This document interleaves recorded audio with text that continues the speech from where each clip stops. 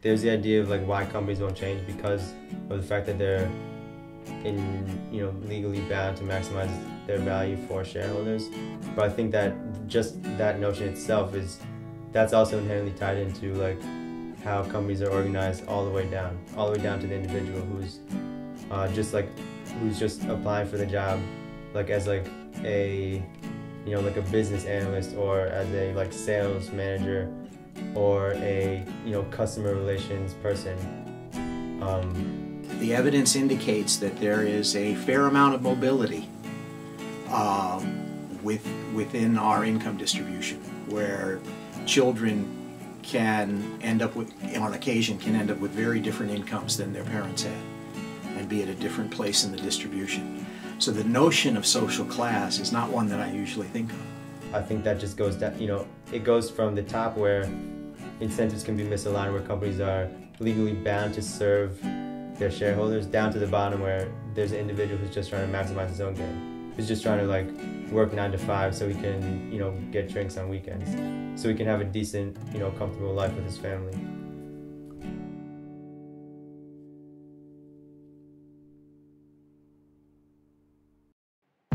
The ruling ideas of our society are ideas which justify and keep our current social class structure in place. As sociology students, we set out to gauge how fellow students and professors perceive our society's ruling ideas, both economic and social, and how they believe these ideas are manifested in the social class system. We tried our best to withhold our beliefs of what the ruling ideas are and what impact they have, as we wanted to leave as much space open for differing opinions as possible. The following are our results. I think that social class is the way in which people are divided in this country, like in any kind of economically related way. So it includes income, it includes jobs, accessibility to jobs, and also the amount of wealth you have. And I think it's also really tied to personal and familial, like wealth and money histories. I guess it depends what society you're in. Yeah. In terms of American society, how much money you have, what you do with it, where you live. Yeah. The idea of the American dream, in how American you earn society. your money too. I'm not sure, because I don't think about that very often. I mean, I know there's tremendous inequality in this country, and the inequality has been growing. Depends like what job you Exactly. have, like celebrity versus like people who work for celebrities. Or like McDonald's is like, lower class. Sorry, but it's true. It's You true. think of people that work, in like fast food restaurants that have, low-wage jobs to be in the lower social class versus a celebrity who you think to be upper class, Like, I don't know, what is social class? I typically think of it as a broad sense of somebody's life chances. But I don't think of the U.S. as having a rigid class structure. I mean, I don't want to say it's stupid, but it's almost stupid to assume that it's like a fantasy in the U.S. that the only way you are able to go up is by working hard, and by working hard you're going to get there. Historically, in any event, it has certainly been possible for people to move up or down the distribution. I think a lot of things are possible. Do I think it's easy? No. Oh yeah, it's all a choice. You can work in McDonald's, which obviously is a really shitty job, but working at McDonald's, you work, and the whole idea is you just put yourself out there and do what you can do, and eventually, hopefully, it'll work out for you. The stereotype of the American dream, which would seem to really involve kind of the initiative that people shows and sort of the aspirations that they hold, being able to achieve those and being free to achieve those. I think, it holds in a very limited way, meaning that it operates more fully for some people rather than others.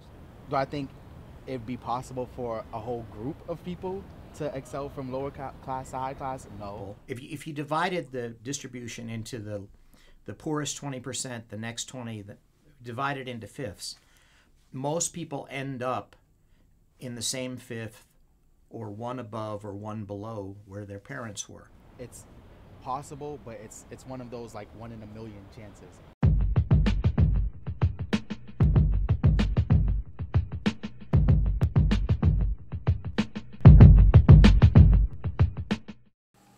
this probably is an overgeneralization, but I think a lot of students are worried about what's going to happen after college, and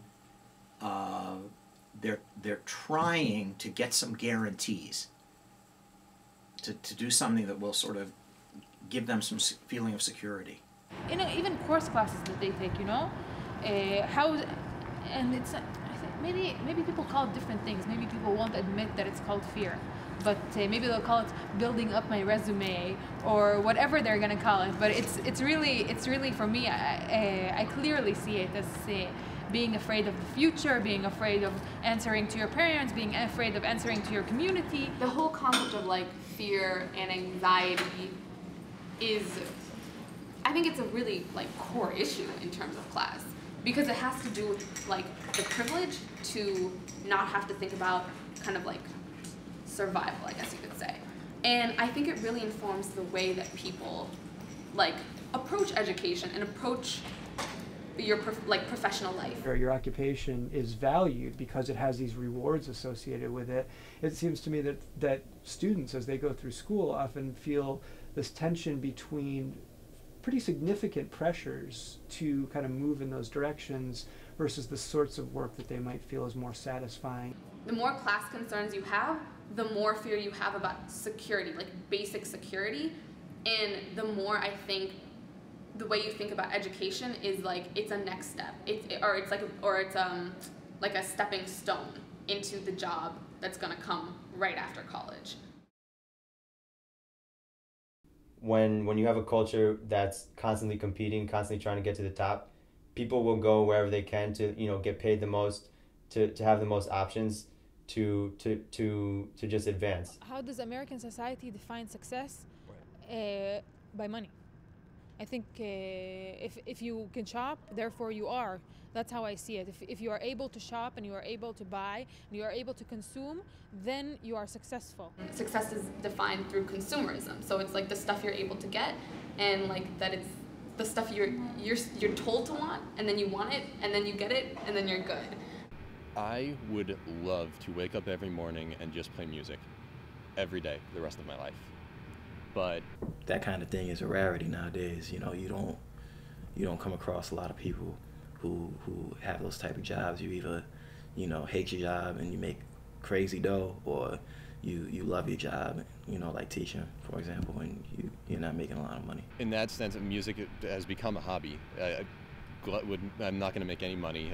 I told you I'd like to travel, and to be able to travel, you have to have some capital, and being a musician would definitely not support that kind of lifestyle. Having a lot of stuff, having a big house, things like that aren't really that important to me. I would so much rather be in a career in which I'm fulfilled every single day when I go to work and like be living out my passions. But at the same time, I also don't want to take for granted like basic privileges, like being able to live in a safe neighborhood and being able to not worry about money, because I know that growing up in my family, having to always worry about money like on the daily really affected, you know, like it affects your mental state. It affects people's relationships. Like honestly, like in some ways, like money like tore my family apart, and I think that that's something that I wouldn't want to put my family through. So on the one hand, like money isn't important, but on the other hand, it's like so important.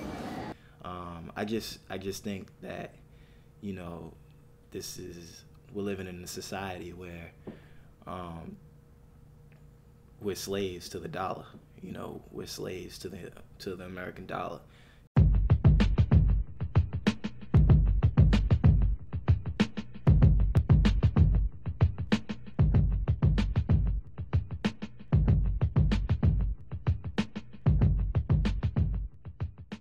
I mean, I think the capitalist system that we're in is very self-perpetuating, because when you have people that are able to accumulate a large amount of money for their own personal gain, there's no incentive for them not to. I think the incentive needs to come from the government. It needs to come from, you know, third parties like nonprofits and organizations that are trying to increase transparency and accountability to companies. But I mean, we see this time and time again. Companies won't do what's environmentally right or what's socially right unless there's a profit motive there. I mean, I think that's the basic problem, and I think that that's true on the company level, but I think it's there every step down the organizational ladder until the individual who's a cog in the system. Now, I'm most familiar right now with the econ majors and what they're doing, and many of them are trying to get jobs in the financial sector, and the motive for that is I think to be assured of a fairly high income. A lot of the incentives in business are you could call it pure profit, pure motivation to generate profit, and I mean it's not like a new revelation, but just taking finance classes makes you think more about how managers in firms how they really do think, how they really think about risk, how they think about where they're like allocating capital in the various decisions that they make. It's pretty interesting that in almost every country, all Western countries, the way corporate law is set up it's set up in such a way that the managers are responsible to the shareholders, and that's their responsibility. Like their responsibility isn't to necessarily even their employees, to their community. They're not responsible to the environment. They're responsible to the shareholders.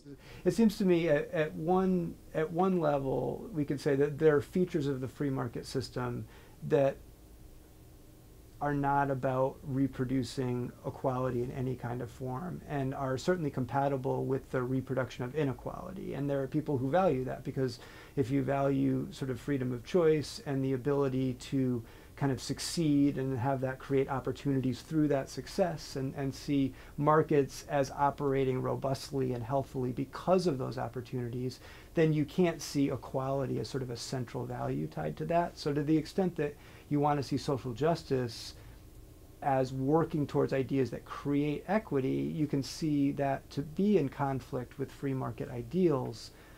And unless there are other laws set in place to help realign their incentives, then they're only going to be trying to increase the profitability of the companies that they control, of the property, the assets that they control.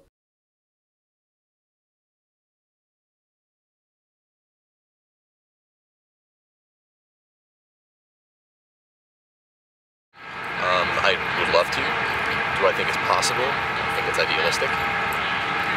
That's what does that say? Can I envision a society where there's more human value as a motivation versus profit? I don't necessarily think that capitalism is able to do that. I think capitalism can try to do that with enough government regulations and enough organizations trying to make agents within that system more accountable, and have that system be more transparent. But I think inherently it's going to move towards maximization of profit versus the benefits that aren't measurable in a dollar value. So I mean for better or worse, we're stuck with the market system.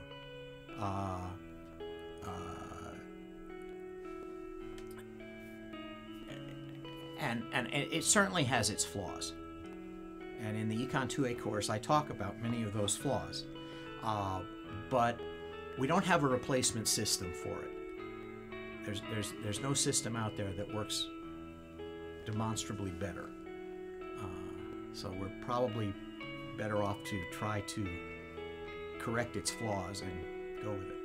Do you think we should the world, employing a different system aside from capitalism? Well, I mean, I think when you when the population gets to a certain point, it's I don't know if it's possible with such a large amount of people.